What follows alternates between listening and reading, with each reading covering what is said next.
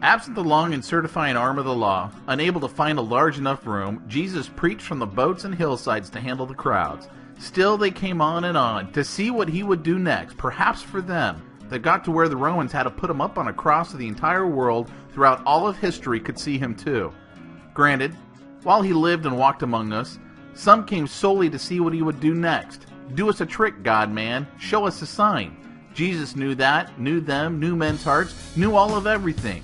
What we've never imagined on heaven and earth and in all of our philosophy. So, sometimes he spoke. Simply put, Jesus claimed to be God.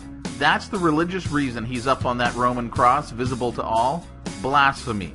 He claimed to be God, to be the one and only, he with whom we must deal to live in the kingdom.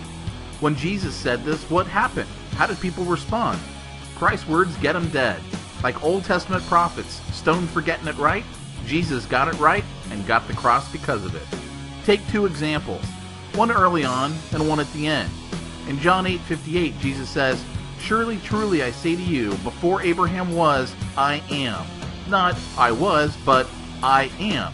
We know this is huge because in the very next verse, they're picking up stones to kill him.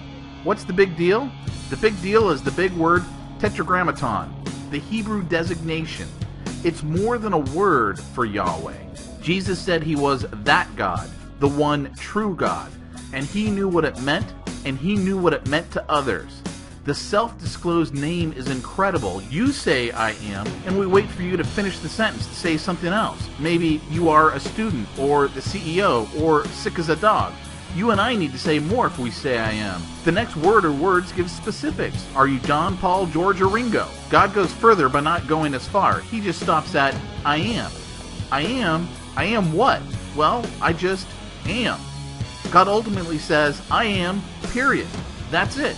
It's pure essence. It's just being. So here's Jesus. I am. It's amazing. He's saying, I've always been, always existed, never not existed, I'm always existing, which isn't even grammatical, but it is marvelous. Just 2 chapters later, he says he's one with the Father. In the very next verse, they're scuffling around on the ground looking for stones, the really heavy kind, to kill him. Today it can sound like no biggie. Fruitcakes claiming godhood aren't exactly unknown. Heck, most of us think we're God based on how we live and treat others. You may know Descartes' I think, so I am, more precisely, I am thinking, therefore I am. Well, Christ doesn't even have to think. He just am.